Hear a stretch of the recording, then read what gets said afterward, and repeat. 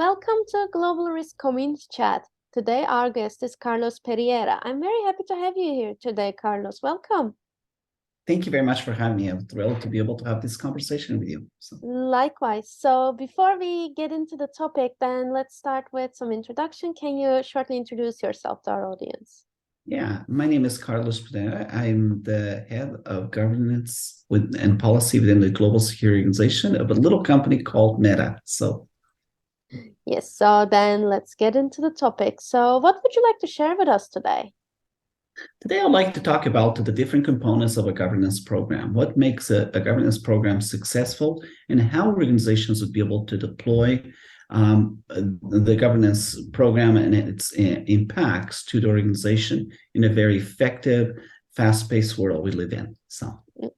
Sounds interesting. So then let's get into it. So what would be some key things when it comes to, setting up a governance program? Yeah. So as you know, the governance program has basically three key elements. Has oversight, decision-making, and documentation.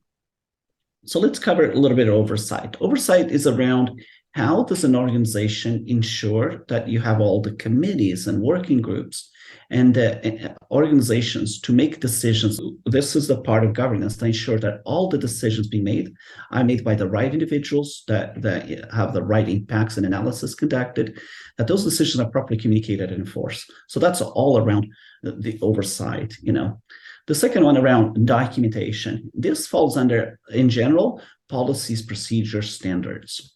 A successful organization takes in consideration how do you ensure that all the policies, procedures, and the documentation is properly aligned, that it's drafted at the right level, that it's timely communicated and enforced. And the last one around efficiencies and decision-making. It stems from the fact to ensure that as an organization, you have the right roles and responsibilities, that the way that the organization is structured is clear in terms of who's responsible to do what and when, that you don't have a situation where teams are overstepping their boundaries, are making decisions that's not in their best interest or the interest of the company. So the three arms of the governance program needed to be at equal footing and at equal maturity. I like to use analogies, if I don't mind, in terms of similar like a stool.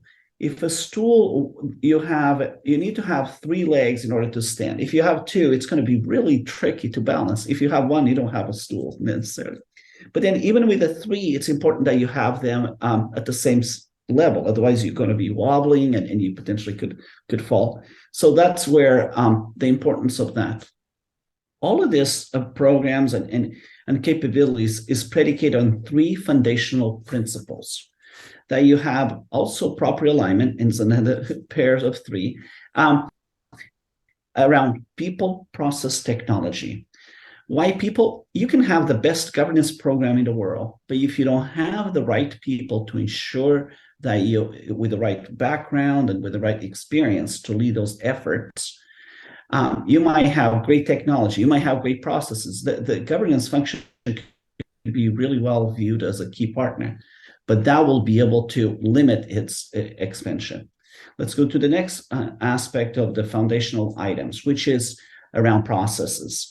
i.e., how to ensure that the organization has the capability to engage governance. How does governance present itself to the organization in terms of the value add and the partnership and the collaboration that's necessary?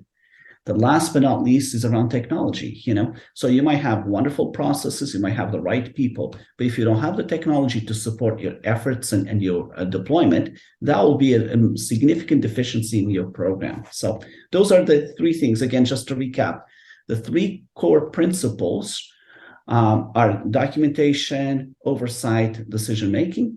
And then the foundational elements is around people, process, technology. So hopefully I was able to explain.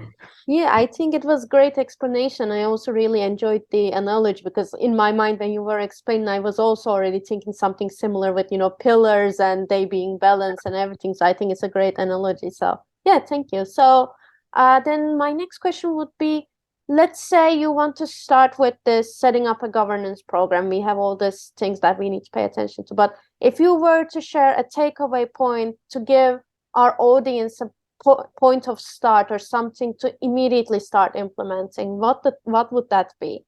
Yeah, I would start out by really understanding your specific industry. How's governance viewed? How's typically structured? So that way you're not going to do anything out of norm and out of, I guess, standard with the industry. If you don't have, I highly recommend that you start establishing good partnerships with other governance professionals by joining either associations or just reaching out via LinkedIn and other tools to other governance individuals to better understand how what's their journey, what some of the pitfalls and everything. I find it much easier to learn from someone else's experience, including their mistakes, than a lot of times depending just on you to make your own mistakes. Yeah, thank you so much for sharing that as well. So since we have a little bit of more time, is there anything else you would like to add up? Yeah. Governance, I find, and maybe because I chose this profession, to be a critical element of the success of any organization. It's important that not only the program is properly structured, but properly supported by senior leadership. A lot of the governance activities, a lot of times rest at the corporate level activities, i.e. the board of directors and the different committees set up for the report up to the board and have external obligations. In my view, the governance programs needs to be across the entire organization, and those principles that we mentioned and those areas of focus need to be really well understood, not just for the board of directors, not just for the senior leadership, but just to the regular employee for the organization. So make this part of the DNA, make it part of the fabric of the organization, and this will ensure a very successful program where we'll be able to identify the risks, the controls, and the like. So, yeah.